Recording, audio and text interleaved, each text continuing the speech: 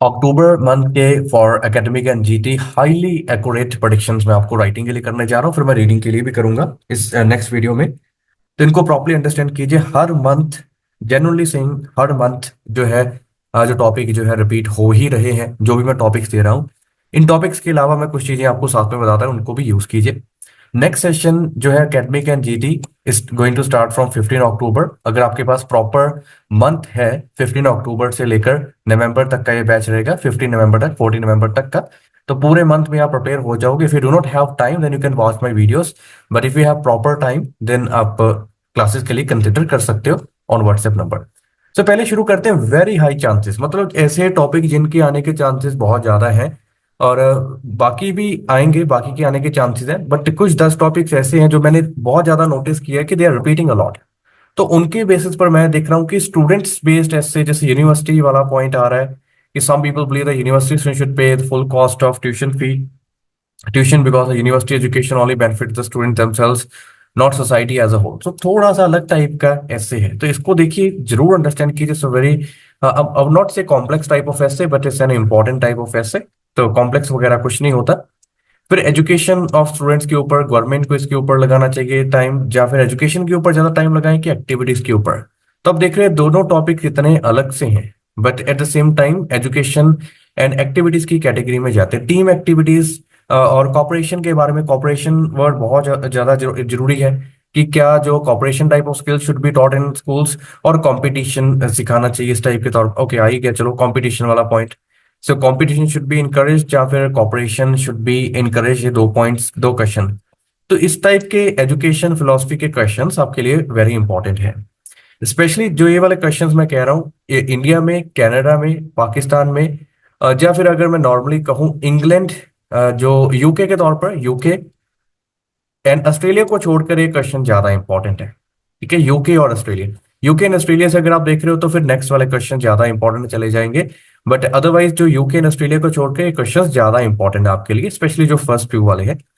Today, more and more people prefer to communicate online versus offline. Very simple topics. You can again understand international cooperation is the protection of the environment की जितने भी corporation है, international cooperation वगैरह के बारे में बात कर रहे हैं कि बिजनेस जो है मेनली बेनिफिट के तौर पर। इस क्वेश्चन को भी आप 9 बैंड सैंपल्स को देख सकते हो।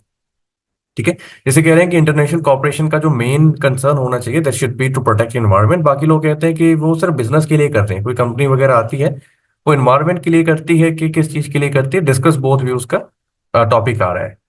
नाउ नेक्स्ट आ जाते हैं वेरी इंपॉर्टेंट टॉपिक्स जो कि ऑलमोस्ट हर एक नेशन के लिए एप्लीकेबल रहेंगे।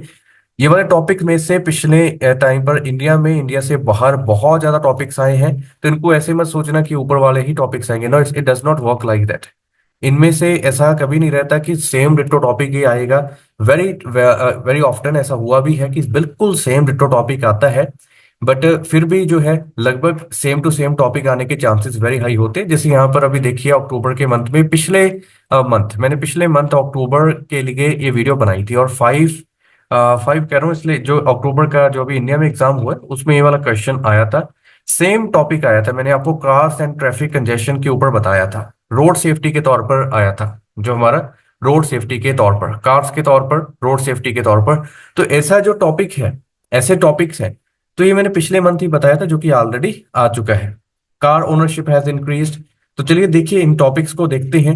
फिलोसफिकल टाइप ऑफ क्वेश्चंस आने के चांस, फिलोसफिकल में मैंने एक न्यू टॉपिक ऐड किया है कि जॉब कैसे सिलेक्ट करनी है। Very important topic. क्या जो भी चीज आप सिलेक्ट कर रहे हो वो आपको जॉब सिक्योरिटी के बेसिस पर करनी चाहिए, या फिर आपकी पर्सनल सेटिस्फेक्शन के तौर पर करनी चाहिए। सो बाकी जो टॉपिक्स है इनको थोड़ा सा मैं आपको धीरे धीरे लेकर चलता हूँ। इनको देख लीजिए या फिर नोट डाउन कर लीजिए, और you can take a screenshot if you wish to. Animal based topic की मैंने एग्जांपल दी है, स्पोर्ट्स की एग्जांपल दी है। It's very important. स्पोर्ट्स में एडवर्टाइजमेंट होनी चाहिए, क्या वैसा टॉपिक भी आ सकता है? Do you think it is fine to advertise in sports, और what kind of advertisement is fine during sports? तो कैसे आ सकती है? ई लर्निंग, हमारे पास सेम क्वेश्चन आया था। E learning is a very popular topic again for India के लिए, पाकिस्तान के लिए, और जनरली स्पीकिंग तो ऑस्ट्रेलिया और यूके को छोड़कर थोड़ा सा ज्यादा टॉपिक इंपॉर्टेंट है।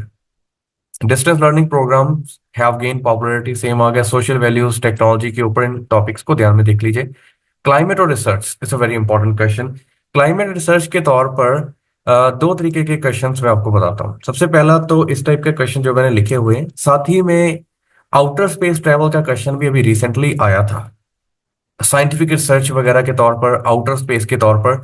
सो आउटर स्पेस वाला टॉपिक भी देख लीजिए, मैंने शायद कॉपी पेस्ट किया है कि नहीं, outer space, if I have done that और नॉट।